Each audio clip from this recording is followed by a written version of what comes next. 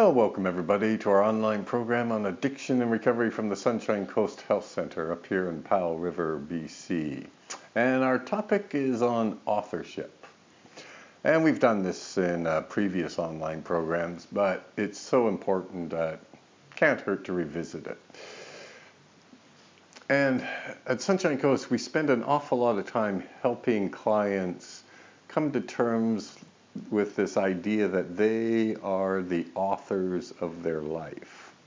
Okay. So if a client positions himself, for example, as a victim, say perhaps to post-traumatic stress disorder or addiction or something, that isn't a scientific fact. That's actually a choice. And this is what human beings do. They make choices all the time. Right? And so one of the things we know from research is that healthy people feel that they are the active authors of their life. They fully appreciate they make decisions. And this idea of authorship we actually borrow from a very famous psychiatrist by the name of Irving Yalom. So I'll just read what Yalom says about authorship. He says, responsibility, so this is personal responsibility, means authorship. To be aware of responsibility is to be aware of creating one's own self, destiny, life predicament, feelings, and, if such be the case, one's own suffering. And Yalom even points out that even a person's unconscious belongs to them. As he writes in one of his books, whose unconscious is it? So everything about us belongs to us.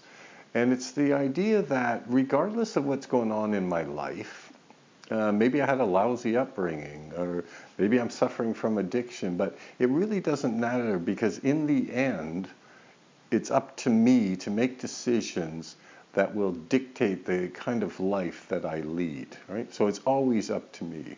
So this idea, as I mentioned, that we spend a lot of time with our clients coming to terms with this idea.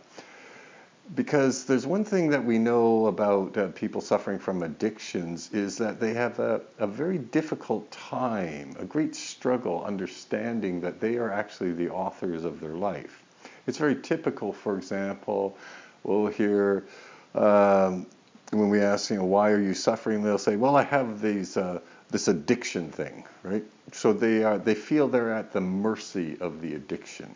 Or sometimes they might have anxiety or something, and they will feel as if really they can't get on with their life because of this thing called anxiety has got control of them. It's fairly typical for people in early recovery to blame the source of their suffering on something outside themselves. For example, a bad relationship, or my jerk boss, or just I have this big black cloud hanging over my head, or something along that lines. Fate is against me, right? In other words, they have a really tough time actually looking into themselves and figuring out, well, what are they doing? How are they making decisions, right?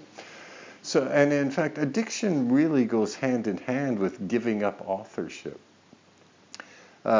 Jefferson Singer, for example, we've talked about before on the online program, is a psychologist, and he maintains that the most important coping skill for anybody in active addiction is the effort attitude. He said it's actually almost a requirement if you're going to be in active addiction to develop this attitude.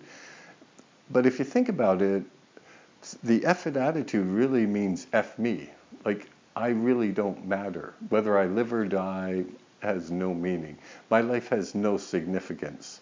So, yeah, sure, I'll go engage in this behavior that's going to, empty my bank account, cause me any number of problems in the family, cause problems at work, create physical health issues and probably mental health issues. And the only way really to willingly do that, to choose to do drugs, is really you have to develop an attitude about yourself saying, really, you don't matter. So that the idea of making a decision really doesn't really matter that much. As long as I can use the drugs, then that's all I really care about. So this idea that giving up authorship of your life, giving up this idea that it's up to you to to be able to make decisions that will dictate the quality of life you have really plays out very weakly in people suffering from addiction. So, as I said, we spend a great deal of our time at the center helping people take control of their lives, because people suffering from addiction, this is really what they're lacking. The most obvious example of this, of course, is that they rely on a chemical substance to regulate their mood and emotions. In other words, they don't look to themselves. We've had clients, when I've asked them to tell me who they are, they will actually say things like, well, my mother says I'm a pretty nice person, or my friend says. They have this like really difficult time even coming up with their own description of themselves. At any rate, this is all about authorship, and that's it for this week, and we'll be back next time with another episode on authorship.